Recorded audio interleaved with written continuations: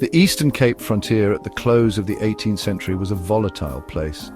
It was a rugged, often unforgiving landscape, where different groups of people were increasingly coming into contact and often into conflict.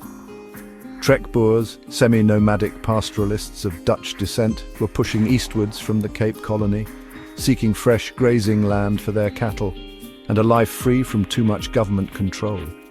They encountered the Xhosa, various powerful chiefdoms who had inhabited these lands for centuries, with their own complex societies and strong agricultural and pastoral traditions. Alongside these groups were the Khoisan peoples, the original inhabitants, often caught between these larger, more powerful factions, their way of life increasingly under pressure from all sides. This was a frontier defined by competition for vital resources, especially land and water, leading to frequent disputes and cattle raiding. The Boers of the Graaff district, situated far from the administrative centre at Cape Town, had developed a fiercely independent spirit. For decades, under the Dutch East India Company, they had felt neglected and misunderstood. They resented the company's attempts to impose authority, collect taxes, and regulate their trade, especially in ivory and cattle. Their lifestyle was one of self-sufficiency, heavily reliant on their firearms for hunting and defense, and on their large family units, and often Khoisan laborers. This ingrained desire for autonomy and minimal interference meant they were quick to resist any perceived overreach from distant rulers, a sentiment that simmered constantly beneath the surface of frontier life, ready to boil over. Then in 1795, a significant shift occurred. Great Britain occupied the Cape Colony. This was primarily a strategic move driven by the Napoleonic Wars raging in Europe, aimed at preventing the vital sea route to India from falling into French hands. For the inhabitants of the Cape, particularly those on the remote eastern frontier, this meant a new colonial master. The British, with their different legal systems, administrative practices and cultural norms, were an unknown quantity. Initially, some Boers might have hoped for a more understanding administration than the often corrupt Dutch East India Company, but this optimism, where it existed, was to be short-lived as British intentions began to unfold across the vast territory. The early British administration under officials like Earl Macartney soon began to implement policies that caused friction with the Graaff Reinet Boers. There were attempts to formalize land ownership which threatened the Boers' often informal claims to vast tracts of land. Crucially, the British also sought to regulate relations between employers and labourers, particularly concerning the Khoisan.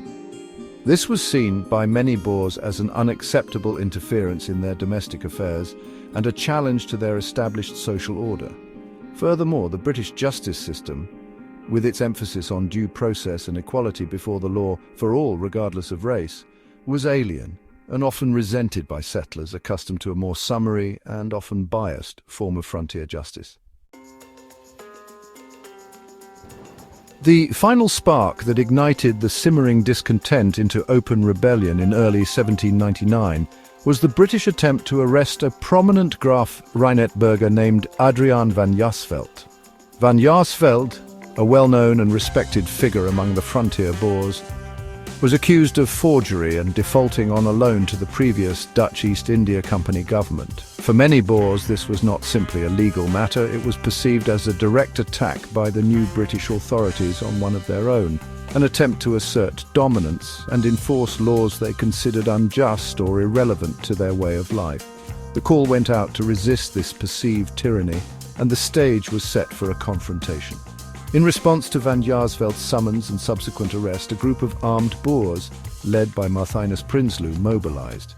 They demanded Van Jaarsveld's release and, more broadly, sought to challenge British authority in the district. Their immediate aim was to resist what they saw as the imposition of an alien legal system and to maintain their local autonomy. These rebels, often referred to as patriots, felt their traditional freedoms and way of life were under severe threat. They believed that only by taking up arms could they protect their interests against a distant colonial power that seemed to neither understand nor care about their specific grievances or the harsh realities of frontier existence. Meanwhile, various Xhosa chiefdoms along the frontier also had their own deep-seated grievances. They had faced decades of encroachment on their ancestral lands by the eastward expanding Boer settlers. Cattle raiding was endemic, leading to cycles of reprisal and escalating violence from both sides. The arrival of the British added another layer of complexity and uncertainty.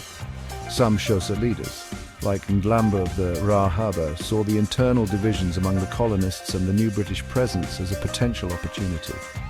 They were wary of all European groups, but were also pragmatic, looking for ways to secure their own people's safety and territory in a rapidly changing political landscape.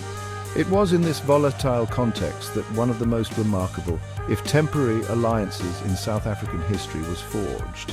Conrad de Bay, a controversial and influential frontiersman with strong ties to some Xhosa communities, played a key role in brokering an understanding.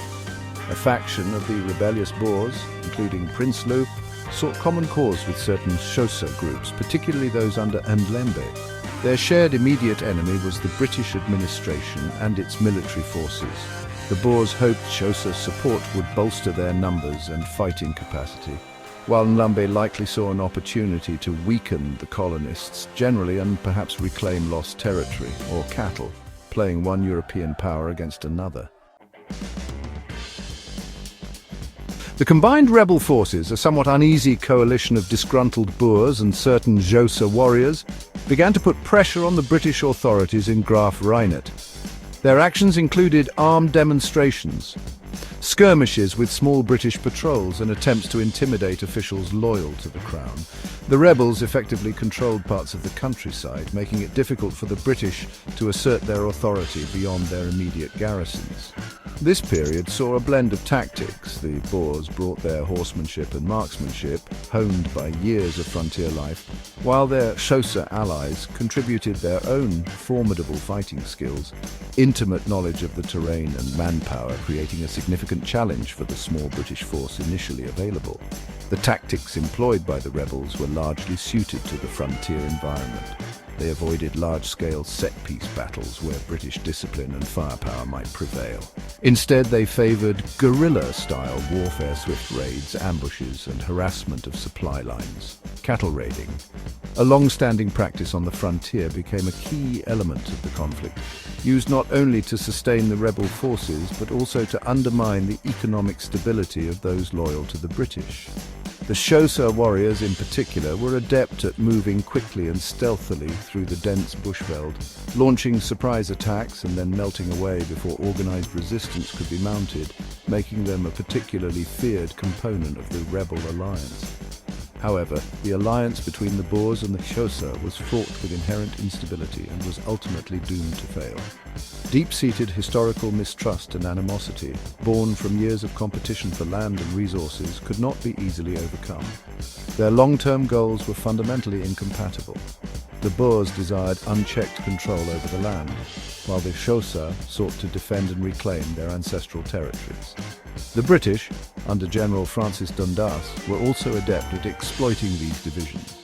They engaged in diplomatic efforts, offering concessions or making separate agreements with some Xhosa chiefs, thereby weakening the rebel coalition from within by peeling away crucial support.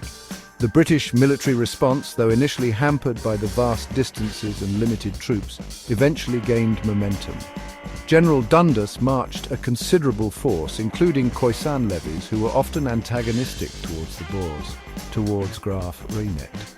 Faced with this superior military power and the fracturing of their alliance with the Xhosa, the Boer component of the rebellion began to crumble. Many of the Boer rebels, realizing the futility of further armed resistance without strong allies and facing potential ruin, surrendered in April 1799. While some Xhosa groups continued their own resistance against colonial encroachment, the specific Boer-Xhosa alliance of the 1799 rebellion effectively collapsed under British pressure and its own internal contradictions. The immediate aftermath of the rebellion saw the reassertion of British authority over the Graaff Reinet district, though it was a somewhat uneasy peace. The key Boer rebel leaders, including Marthinus Prinsloo, were arrested and brought to trial in Cape Town. While some were sentenced to death, these sentences were later commuted, and many eventually received pardons or lighter punishments. The British were keen to avoid creating martyrs or provoking further widespread unrest among the frontier Boers. Nevertheless, The episode served as a clear message that armed defiance against British rule would be met with force, and it led to a strengthening of the British military presence on the eastern frontier. For the Xhosa chiefdoms involved, the consequences were complex. Some, like Nglambe's faction, may have seen temporary advantages or managed to negotiate terms that seemed favorable in the short run. However, the rebellion did little to halt the relentless westward pressure of colonial expansion in the long term. The conflict and the subsequent British efforts to stabilize the frontier often led to new treaties and land arrangements that further eroded Xhosa territory and sovereignty. The episode also contributed to the ongoing series of frontier wars, as the fundamental issues of land and authority remained unresolved, setting the stage for larger and more protracted conflicts in the decades that followed, shaping regional power dynamics. The 1799 Graaff-Reinet rebellion holds a significant place as an early and particularly complex instance of resistance to British colonial rule in southern Africa. It starkly highlighted the deep-seated desire for self-governance among the frontier Boers, a sentiment that would continue to fuel conflict for much of the 19th century, culminating in the Great Trek and the establishment of independent Boer republics. It also demonstrated the formidable challenge posed by the Xhosa to colonial expansion, showcasing their military prowess and political resilience. The rebellion forced the British to confront the immense difficulties of administering and controlling this remote and volatile frontier region more directly. The legacy of the rebellion is multifaceted. It serves as a potent reminder of the intricate and often shifting alliances that characterize the frontier, where shared opposition to a common enemy could, however briefly, bridge deep cultural and racial divides. While often overshadowed by later, larger conflicts, the 1799 rebellion foreshadowed many of the enduring themes in South African history: the struggle for land, the resistance to colonial domination, and the complex interplay of cooperation and conflict between diverse peoples. It underscores the fact that the path to British consolidation of power in the region was neither straightforward nor uncontested, marked by moments of surprising unity among its opponents.